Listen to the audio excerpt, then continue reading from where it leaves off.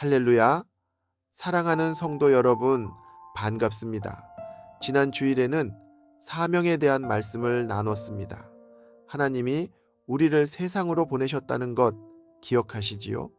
그 이유와 목적이 분명히 있다고 선포하였습니다.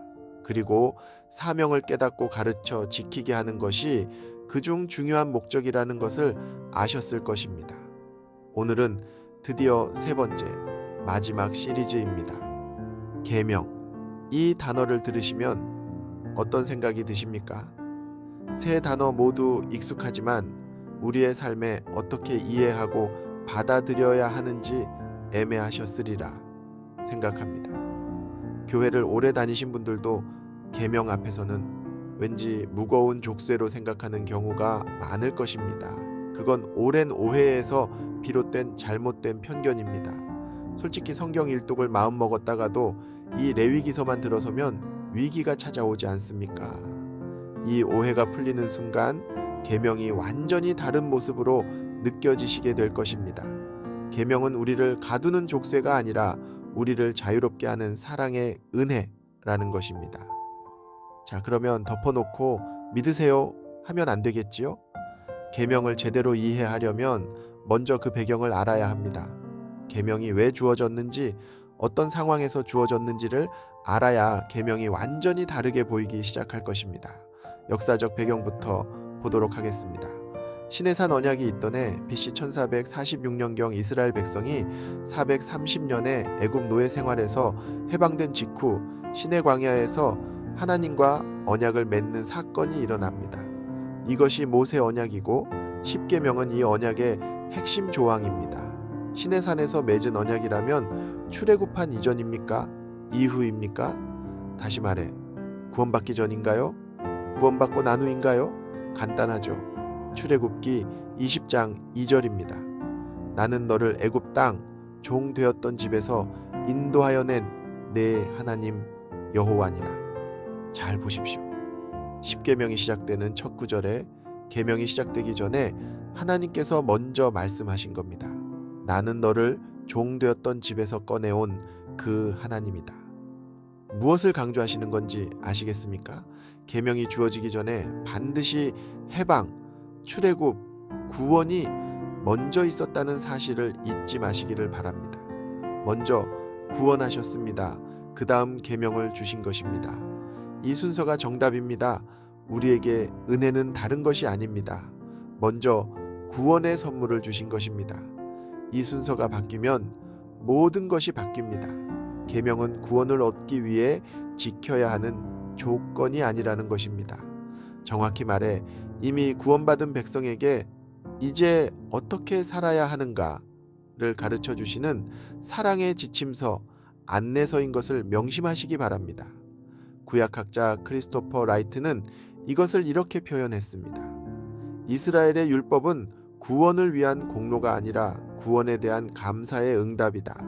십계명은 인간을 억압하는 법전이 아니라 해방된 백성이 누리는 언약적 삶의 헌장이다.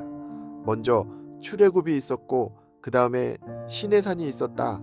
이 순서가 뒤바뀌면 복음 전체가 뒤집힌다.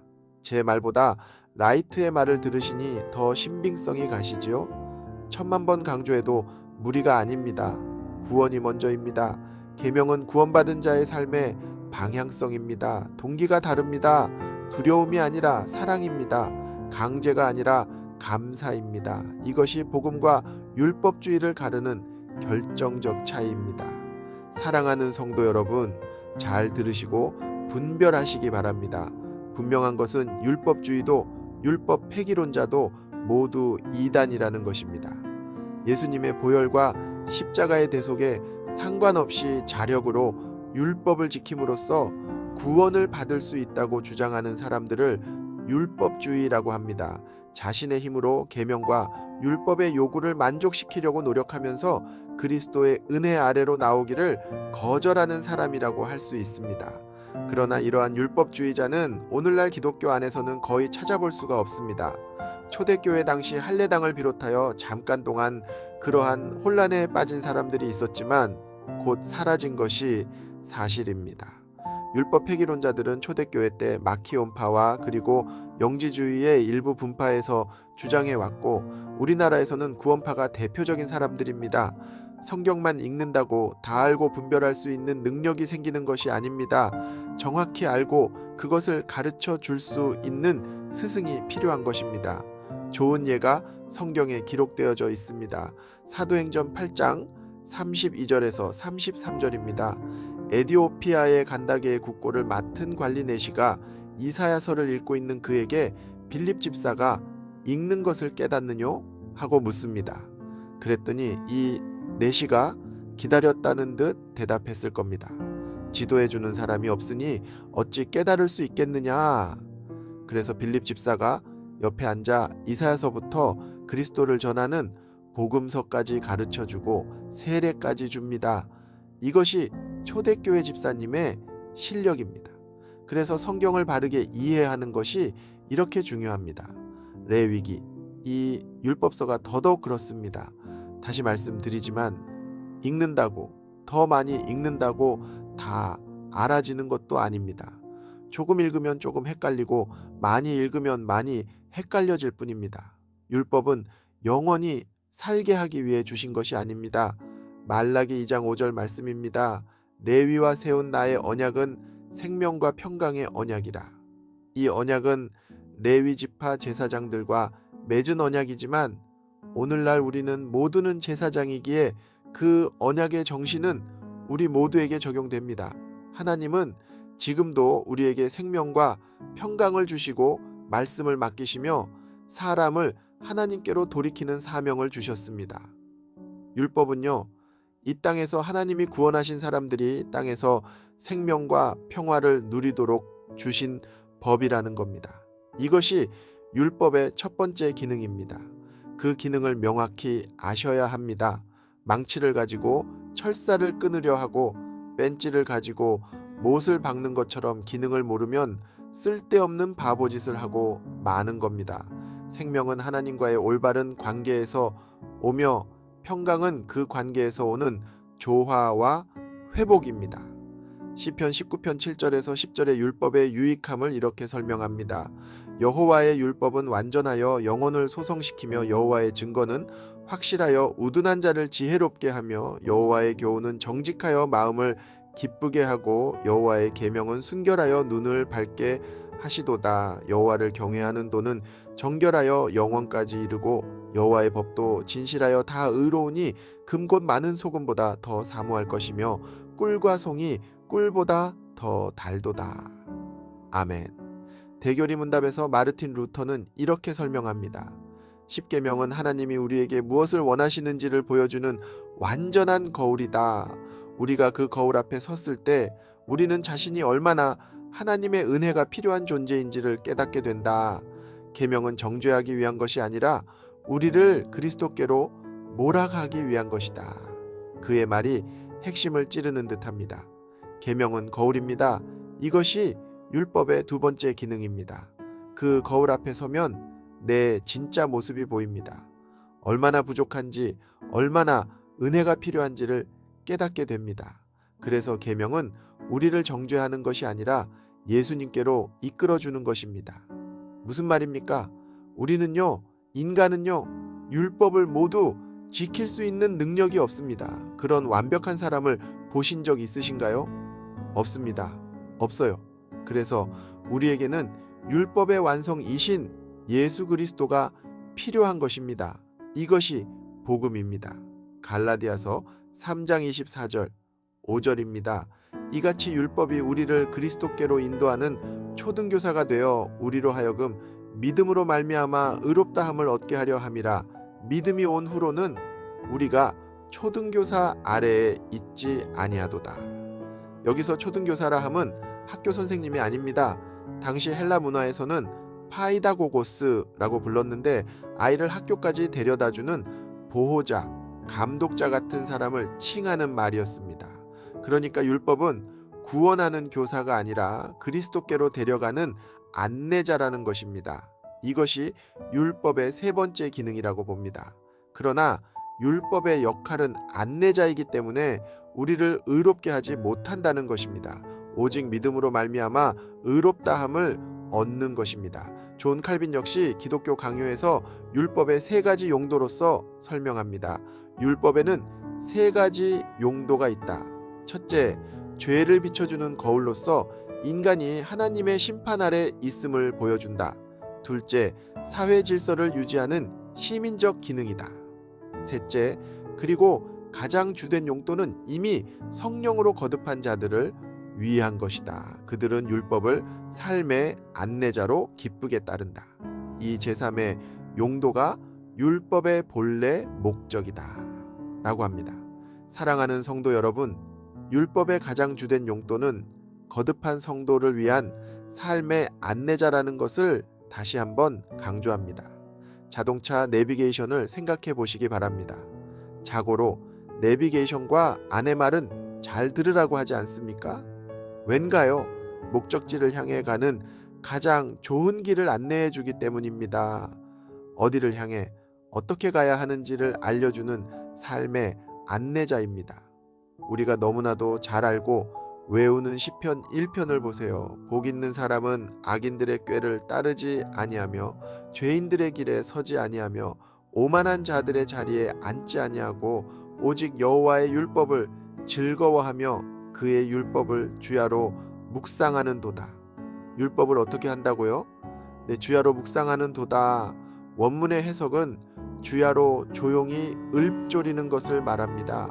주문을 외우는 것으로 착각하지 마시기 바랍니다. 이것은 깊이 연구하는 모습입니다.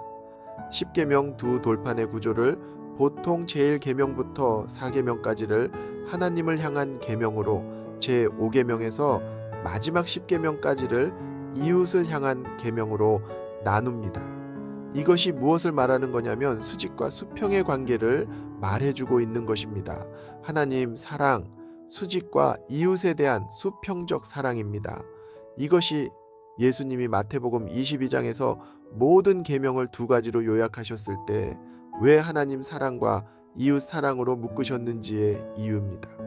이제 계명의 핵심 중에 핵심을 보도록 하겠습니다. 유대인들이 수천 년 동안 매일 아침 저녁으로 암송해온 말씀이 있습니다. 모세 어르신이 남기신 유언과도 같은 말씀입니다. 신명기 6장 4절에서 5절 말씀입니다. 이스라엘아 들으라, 우리 하나님 여호와는 오직 유일한 여호와이시니 너는 마음을 다하고 뜻을 다하고 힘을 다하여 내 하나님 여호와를 사랑하라. 여기서 이스라엘아 들으라가 히브리어로 쉐마라고 합니다. 마가복음 12장 29절에서 예수님은 이 쉐마를 모든 계명 중 첫째로 인용하십니다. 들으라. 쉐마는 명령어로 시작합니다. 강한 명령어입니다. 그런데 그 다음 문장을 보세요. 규칙 목록으로 시작하나요? 의무조항으로 시작합니까? 아닙니다. 사랑하라.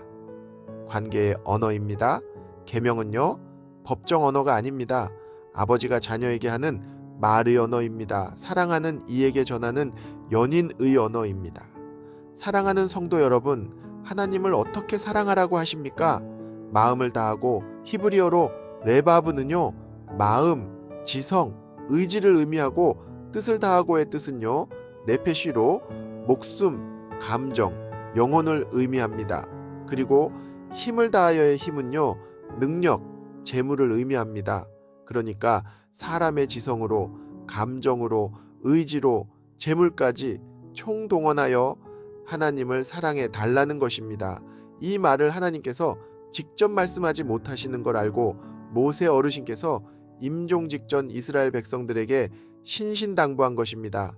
이 마음이 이해되십니까? 이것이 계명의 핵심입니다. 그래서 우리의 존재 이유가 하나님을 사랑하는 것입니다.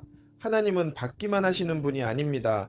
받은 것보다 몇백 배를 돌려주시기를, 복 주시기를, 사랑 주시기를 원하는 분이십니다. 구약 신학자 발터 브루그만은 이렇게 말합니다. 쉐마는 이스라엘 신앙의 심장부다. 이것은 단순한 신앙 명제가 아니라 관계 선언이다. 여호와는 하나이다 라는 고백은 이스라엘이 오직 한 분에게만 절대적 충성을 바친다는 언약적 결단이다. 쉐마를 암송하는 것은 매일 그 관계를 새롭게 선택하는 행위다. 지난 주일에 우리가 함께 나눈 것을 기억하실 겁니다. 내가 분부한 모든 것을 가르쳐 지키게 하라. 그 가르쳐 지키게 할 내용이 무엇입니까? 바로 이 계명, 사랑의 계명, 쉐마입니다. 하나님 사랑, 이웃 사랑. 생명을 받아 존재가 되었고 사명을 따라 세상에 보냄받았으며 계명이라는 길 위에서 그 사명을 감당해내는 모습이 바로 우리의 모습이기를 간절히 축원합니다. 요한복음 13장 34절에서 35절까지 말씀입니다. 새 계명을 너희에게 주노니 서로 사랑하라. 내가 너희를 사랑한 것 같이 너희도 서로 사랑하라. 너희가 서로 사랑하면 이로써 모든 사람이 너희가 내 제자인 줄 알리라. 예수님이 이제 새 계명을 주셨습니다. 무엇이 새롭습니까? 구약의 계명은 내 이웃을 내 자신같이 사랑하라고 기준이 나 자신이었습니다. 그런데 예수님이 오셔서 이렇게 바꾸셨습니다. 내가 너희를 사랑한 것 같이 너희도 서로 사랑하라. 기준이 달라졌습니다. 나 자신이 아니라 예수님의 십자가 사랑이 기준이 된 것입니다. 신학자 아우구스티누스는 요한복음 강해에서 그리스도의 새 계명에서 새롭다는 것은 시간적으로 새로운 것이 아니라 질적으로 새로운 것이다. 예수님이 사랑을 척도로 삼는 사람은 인간적 사랑의 수준을 완전히 초월한다.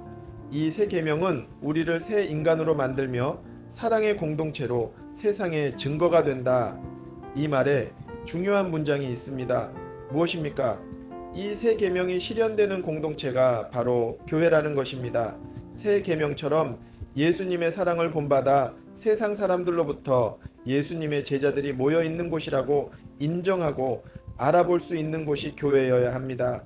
그것이 서로 사랑하는 계명의 열매입니다. 아무리 교회에서 직분에 최선을 다하고 예배를 빠짐없이 드리고 전도를 열심히 한다 하여도 주변 사람들과의 관계가 틀어져 있다면 신앙을 점검해 볼 필요가 있습니다. 작은 것은 지키면서 정작 중요한 것을 잃어버린 것일 수 있기 때문입니다. 규칙은 있는데 사랑이 없고 형식은 있는데 관계가 없다면 자신도 모르게 계명의 정신을 잃어버린 것입니다. 그러면 어떻게 해야 합니까? 요한복음 14장 15절 말씀입니다. 너희가 나를 사랑하면 나의 계명을 지키리라. 이 짧은 한 문장에 모든 답이 있습니다. 잘 들어보십시오. 순서가 있습니다. 계명을 지키면 나를 사랑하는 것이다가 아닙니다. 나를 사랑하면 계명을 지킬 것이다입니다. 이 순서의 차이가 전부입니다. 계명을 지키는 것이 구원의 조건이 아니라 사랑의 열매라는 것입니다. 사랑하기 때문에 따르는 것이고 은혜를 알기 때문에 순종하는 것입니다. 진짜 은혜를 받은 사람은 계명이 짐이 아닌 것입니다. 은혜를 알기 때문에 사랑하기 때문에 자연스럽게 따르게 됩니다. 디트리 본회퍼는 이렇게 말했습니다. 값싼 은혜는 계명 없는 복음이다. 그것은 제자도 없는 용서이고 십자가 없는 은혜이다. 그러나 값비싼 은혜는 우리를 따르라고 부르시는 예수 그리스도 자신이다. 그 부르심에 응답하는 것이 계명을 따르는 것이다. 본회퍼는 이 말을 히틀러 치하의 독일에서 목숨을 걸고 했습니다. 그리고 그 말을 삶으로 증명했습니다. 값비싼 은혜를 받은 사람은 계명을 지키지 않아도 되는 사람이 아닙니다. 오히려 계명을 기쁨으로 따르게 된 사람입니다. 구약의 계명은 돌판에 새겨져 있었습니다. 사람들은 그 돌판을 보면서 지키려 했을 것이지만 번번이 실패하였습니다. 인간의 의지만으로는 안 됩니다. 그래서 하나님은 우리의 나약함을 아시기에 다른 방법을 약속하십니다. 바로 계명을 마음판에 새기는 것입니다. 내 영을 너희 속에 두어. 이것이 성령님이 오신다는 것입니다. 성령님이 오시면 계명이 의무가 아니라 자연스러운 삶이 됩니다. 신학자 토마스 아퀴니스는 새 법에 주된 것은 성령의 은총 자체이다. 성령이 마음에 부어지면 계명을 외부의 강요가 아닌 내부의 열망으로 따르게 된다. 이것이 구약의 문자적 율법과 신약의 영적 율법의 근본 차이다. 율법을 문자로 읽으면 죽이는 것이 되지만 성령으로 받으면 살리는 것이 된다. 성령이 오시면 계명의 성격이 바뀝니다. 해야만 한다에서 말씀대로 하고 싶다로 바뀝니다. 지켜야 하는 규칙에서 살고 싶은 삶으로 바뀝니다. 우리가 무엇을 어디서 하든 하나님을 위하여 할 때 내 힘으로 하는 정성이 중요한 게 아닙니다. 성령님의 도우심으로 그 힘으로 해야 진짜입니다. 이제 당장 내일부터 실천할 방법을 공개해 드리겠습니다. 아니, 이미 하나님께서 그 방법을 주셨습니다. 신명기 6장 6절에서 9절을 보시겠습니다. 오늘 내가 네게 명하는 이 말씀을 너는 마음에 새기고 네 자녀에게 부지런히 가르치며 집에 앉았을 때에든지 길을 갈 때에든지 누워 있을 때에든지 일어날 때에든지 이 말씀을 강론할 것이며 너는 또 그것을 네 손목에 매어 기호를 삼으며 네 미간에 붙여 표로 삼고 또 네 집 문설주와 바깥문에 기록할지니라. 이해하시겠습니까? 삶의 모든 순간입니다. 단지 예배당 안에서만이 아닙니다. 월요일부터 토요일까지 직장에서도 가정에서도 길 위에서도 일상의 모든 호흡 속에서 계명을 새기는 것입니다. 사랑하는 성도 여러분, 특별히 부모된 여러분께 말씀드립니다. 하나님은 내 자녀에게 부지런히 가르치라 라고 하십니다. 완벽한 교사가 아니더라도 반복된 교육이 자녀의 마음에 계명을 새기는 일일 것입니다. 어렵게 생각 마시고 부지런히 성실하게 반복해서 심으시기 바랍니다. 저도 자식을 키워보니 언젠가 그 새겨진 것들이 바다의 밑바닥이 썰물에 드러나듯 위기의 순간에 단단함으로 보여질 날이 순간순간 느껴질 때가 옵니다. 사랑하는 성도 여러분, 오늘 우리가 함께 묵상한 것을 정리해 보겠습니다. 계명은 억압이 아닙니다. 사랑의 언어입니다. 계명은 구원의 조건이 아닙니다. 구원받은 자의 삶의 방식입니다. 계명은 두려움으로 지키는 것이 아닙니다. 감사로 따르는 것입니다. 이것이 세 편의 시리즈를 통해 우리가 함께 발견한 것입니다. 생명은 하나님이 우리에게 주신 것입니다. 사명은 하나님이 우리에게 맡기신 것입니다. 계명은 하나님이 우리에게 가르쳐 주신 것입니다. 생명을 얻어 이 땅에 존재가 되었고 사명을 따라 세상 속으로 보냄 받았으며 이제 계명이라는 그 길 위에서 그 사명을 기쁨으로 달려 완수해 나가는 것, 이것이 우리 그리스도인의 삶의 전부이자 영광입니다. 로마서 11장 36절 말씀으로 마치겠습니다. 이는 만물이 주에게서 나오고 주로 말미암고 주에게로 돌아감이라. 그에게 영광이 세세에 있을지어다. 아멘. 우리의 생명은 주님에게서 나왔습니다. 우리의 사명은 주님으로 말미암습니다. 우리의 계명은 주님께로 우리를 돌아가게 합니다. 사랑하는 성도 여러분, 계명을 사랑하십시오. 규칙이 아니라 사랑으로, 두려움이 아니라 감사로 하나님의 말씀을 따라 오늘 하루를, 내일을 걸어가시기를 바랍니다. 세 편의 말씀을 함께 달려오신 성도 여러분 모두에게 하나님의 크신 은혜와 평강이 넘치기를 진심으로 축원합니다. 아멘.